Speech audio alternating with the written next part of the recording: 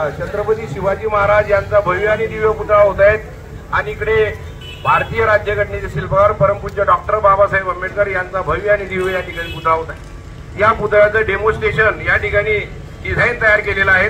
अशा प्रकारे हा पुतळा या ठिकाणी तयार होणार आहे।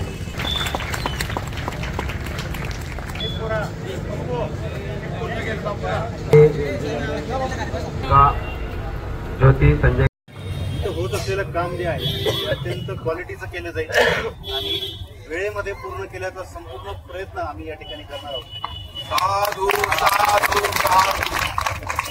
एक छोटीशी फक्त तांत्रिक बाब तुम्हाला सांगू, जे भूमिपूजन आज होतंय असा कोणीही समज करू नये। 15 ऑगस्टला झालेल्या दुर्दैवी घटनेमुळे हे काम होतं।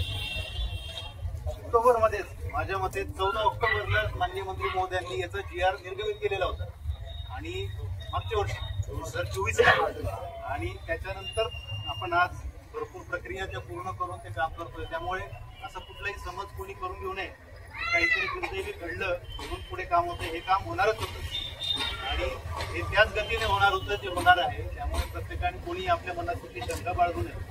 राष्ट्रमातांची जाऊन या सर्व महामानवांना मानवलं करतो। या ठिकाणी रोहित शेट्टीने सांगितलं किंवा तुम्ही तुमचं सहकार्य पाहिजे, आमचं सहकार्य तुम्ही 15 ऑगस्टला पाहून घेत असेल। एवढा मोठा दुर्दैवी घटना घडल्यानंतर आमच्या लोकांनी किती नियम पाळला, त्यामध्ये कुठल्याही प्रकारचा अनुचित प्रकार घडला नाही आणि घडू देणार नव्हत्या की, आणि तुम्ही ते गोष्ट सोडूनच द्या की सगळं म्हणजे कसं आहे, आमच्या बापाच्या बापाचा या ठिकाणी पूर्णकृती पुतळा या ठिकाणी उपस्थित राहणार।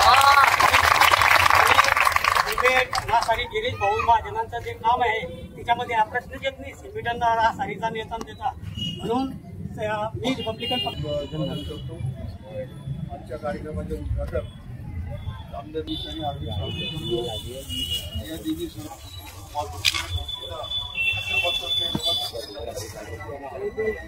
अशा या महापर्व पवित्र काळामध्ये भारतरत्न डॉक्टर बाबासाहेब आंबेडकरांच्या पुतळ्याचं भूमिपूजन त्यांच्या हस्ते आपल्या सगळ्यांच्या साक्षीने होतंय आणि यासाठी आनंदाची गोष्ट आपल्या जिल्ह्यात कार्यतत्पर आणि कर्तव्यदक्ष मंत्री आदरणीय आमदार गिरीश भाऊ